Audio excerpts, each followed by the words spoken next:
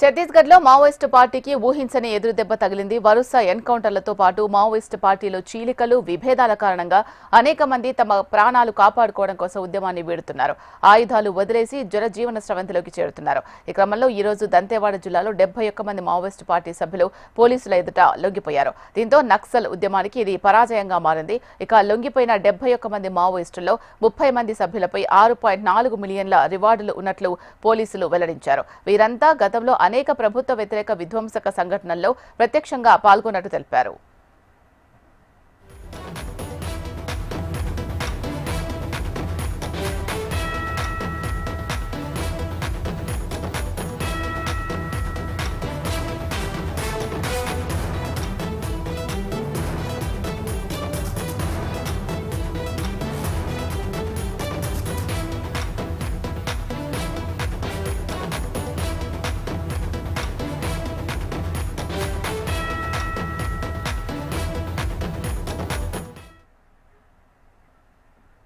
ఛత్తీస్గఢ్లో మావోయిస్టు పార్టీకి ఊహించని ఎదురు దెబ్బ తగిలింది. వరుస ఎన్కౌంటర్లతో పాటు మావోయిస్టు పార్టీలో చీలికలు, విభేదాల కారణంగా అనేక మంది తమ ప్రాణాలు కాపాడుకోవడం కోసం ఉద్యమాన్ని వీడుతున్నారు. దీనికి సంబంధించి మరింత తాజా సమాచారం మా రిపోర్టర్ రవికిరణ్ అందిస్తారు. రవికిరణ్, చెప్పండి, ఇంత భారీ మొత్తంలో జనజీవన స్రవంతిలోకి కలిసిపోవడాన్ని ఎలా చూడాలంటారు?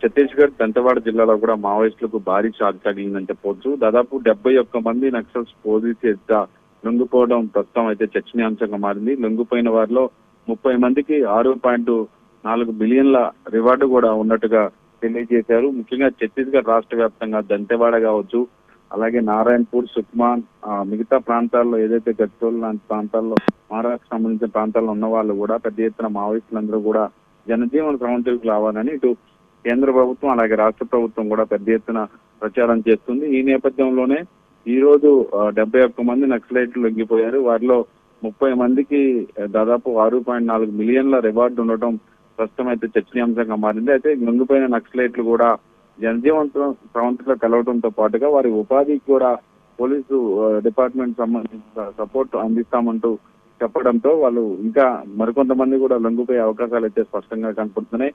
మరోవైపు ఛత్తీస్గఢ్లోని చాలా ప్రాంతాల్లో కూడా ఇటు నారాయణపూర్ కావచ్చు, అలాగే దంతెవాడ కావచ్చు, ఈ ప్రాంతాల్లో ఎక్కువగా ఏజెన్సీ ప్రాంతాల్లో ఉన్న ప్రజలు మారుమూల గ్రామాల్లో ఉంటారు కాబట్టి వాళ్ళందరూ కూడా చాలా మందికి మావోయిస్టు ప్రభావిత ప్రాంతాలు కాబట్టి ఆ ప్రాంతాల్లో ఉన్నటువంటి వాళ్ళు ఎవరన్నా మావోయిస్టులు చేరినట్టయితే వెంటనే జనజీవన స్రవంతిలో కలవాలి. ప్రభుత్వం సహకారం అందించింది. అటు వైద్య, విద్యా పరంగా కూడా అన్ని రకాల సహాయం అందిస్తాం, మరి ఉపాధికి కూడా మార్గాలు చూపిస్తామంటూ పోలీసులు కూడా పెద్ద ఎత్తున ప్రచారం చేస్తున్నారు. ఈ నేపథ్యంలో 71 మంది నక్సల్స్ మావోయిస్టులో బాట వదిలి పోలీసులు సమక్షంలో జనజీవన కలవడం అనేది ప్రస్తుతం పెద్ద విజయంగా చెప్పవచ్చు. పోలీస్ డిపార్ట్మెంట్ కూడా ఎన్నో అవగాహన కార్యక్రమాలు చేస్తుంది, కానీ ఇంత పెద్ద ఎత్తున మావోయిస్టులంతా కూడా లొంగిపోయి అట్లా పోలీసులు ఎదుటే లొంగిపోయి వాళ్ళు జనజీవన స్రవంతిలో కలవడం అనేది చర్చనీయాంశంగా అయితే మారిందని చెప్పవచ్చు. Right, thank you Ravikiran.